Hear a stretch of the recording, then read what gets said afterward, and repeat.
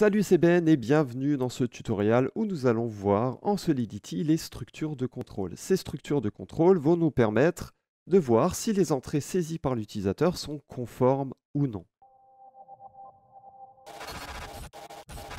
Alors supposons ici qu'on ait un nombre, uint nombre, et on va voir une fonction setNombre public. Alors là, attention, il faut que je mette uint.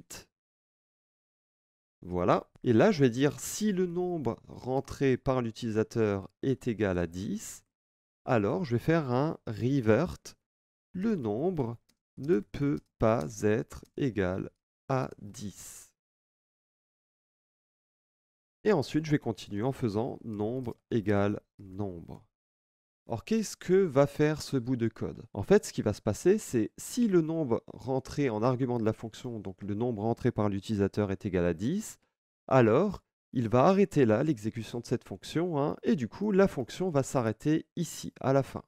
Donc on n'ira jamais à cet endroit-là. Revert est une fonction qui nous permet de stopper la fonction et de nous rendre le gaz restant, le gaz qui était attribué à l'exécution de cette fonction. Donc regardez, là je vais créer une autre fonction qui sera getNombre, public view returns uint, et on va faire return nombre. Et là, je vais déployer ce contrat. Donc là, je vais utiliser la fonction setNombre, je vais mettre par exemple 4. Tout se passe bien, on fait un getNombre, on a bien 4. Par contre, quand je vais mettre 10 et que je vais exécuter la fonction setNombre, on voit qu'on a désormais un message d'erreur. On nous dit que la transaction a été interrompue et que la raison, c'est la raison qu'on a mis ici, le nombre ne peut pas être égal à 10.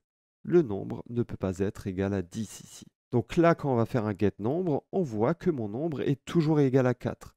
Donc là, on a arrêté le déroulé de la fonction avec le revert.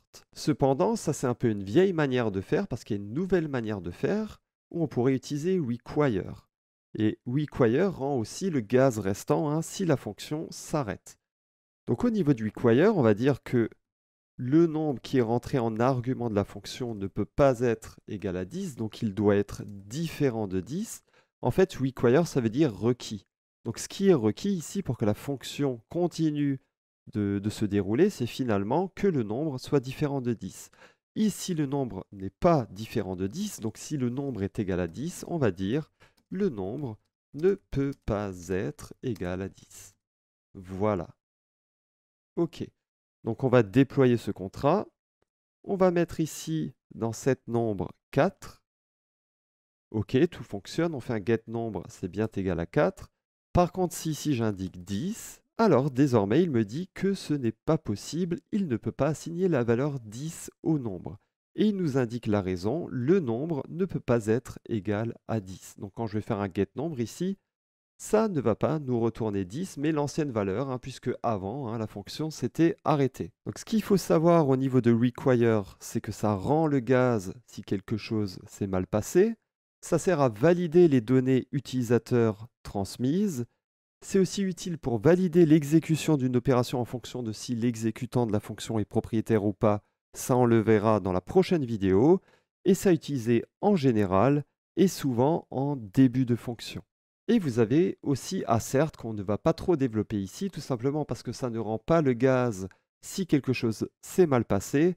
C'est surtout pour valider que rien de très grave se passe, par exemple des divisions par 0, etc. C'est plutôt pour valider qu'il n'y ait pas de grosses erreurs de conception dans le contrat. C'est du coup utilisé pour auditer un contrat, c'est-à-dire que l'on a développé un contrat et qu'une entreprise extérieure va par exemple voir s'il n'y a pas de grosses erreurs dans le contrat, c'est à ne pas trop utiliser. Et si c'est utilisé, ça sera utilisé en général à la fin de la fonction. Voilà, c'est tout pour aujourd'hui. Je vous retrouve dans la prochaine vidéo où on va apprendre à construire, poser, stopper ou supprimer un contrat intelligent.